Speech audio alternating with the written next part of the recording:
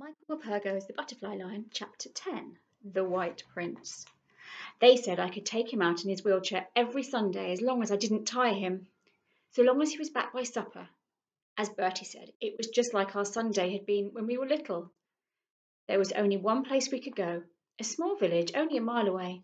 There wasn't much left of the village, a few streets, battered houses, a church with its steeple broken off halfway up, and a cafe in the square, thankfully still intact. I would push him in his chair some of the way, and he would hobble along with his stick when he felt strong enough. Mostly we would sit in the cafe and talk, or walk along the river and talk. We had so many years to catch up on. He hadn't written, he told me, because he thought that each day at the front might be his last, that he might be dead by sunset. So many of his friends were dead. Sooner or later it had to be his turn. He wanted me to forget him, so that I wouldn't know when he was killed, and I wouldn't know he would be hurt. What you don't know and you don't grieve over, he said. He had never imagined that he would survive, that he would ever see me again. It was on one of our Sunday outings that I noticed the poster across the street on the wall of what left of the post office. The colours were faded and the bottom half had been torn away, but at the top of the paint it was quite clear.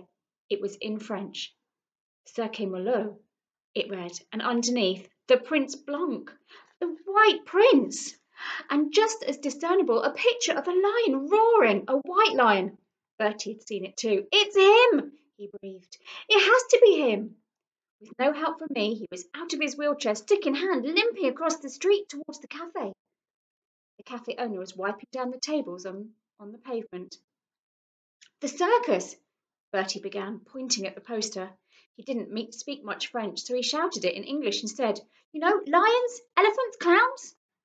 The man looked at him blankly and shrugged.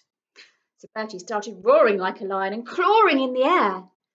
I could see alarmed faces at the window of the cafe, and the man was backing away, shaking his head.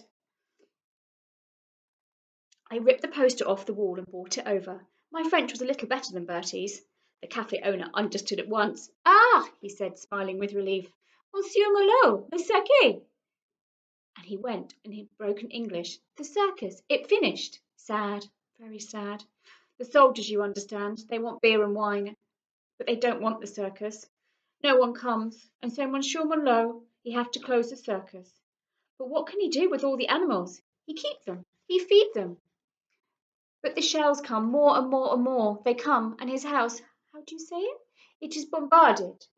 Many animals are dead, but Monsieur Malot he stay. He keep only the elephants, the monkeys, and the lion, the White Prince. Everybody loved the White Prince. The army would take all the hay for the horses. There was no food for the animals, so Monsieur Malot he take his gun and he have to shoot them. No more circus. Finish. All of them? Cried Bertie. He shot all of them? No, said the man. No, not all.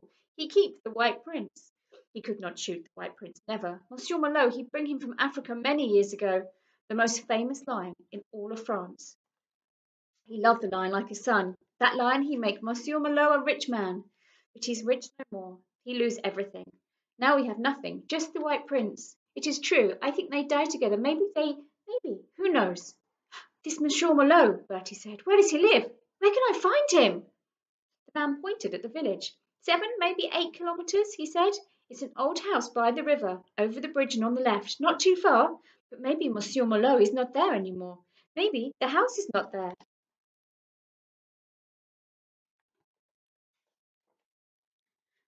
No more, who knows? And with a last shrug, he turned and went indoors.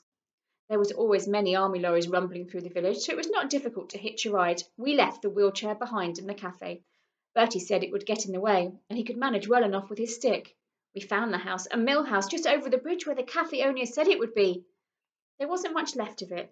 The barns were shell blasted, the ruins blackened by fire. Only the main house still had a roof, but it too had gone unscathed.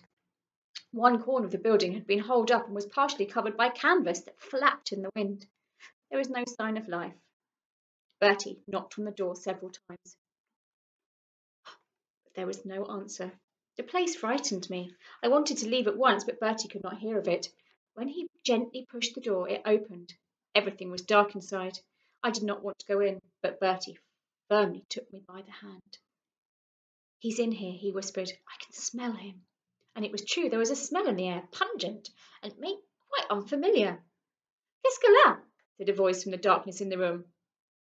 He spoke so quietly you could hardly hear him over the rush of the river outside. I could just make out a large bed under the window at the far end of the room. A man was lying there, propped up by cushions. "Monsieur Molot?" Bertie asked. "Oui."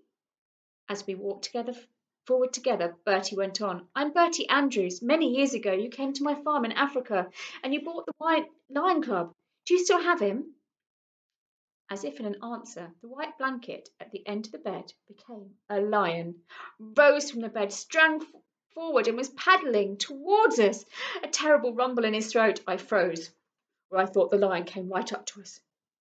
"It's all right, Milly. He won't hurt us," said Bertie, putting an arm around me. "We're old friends."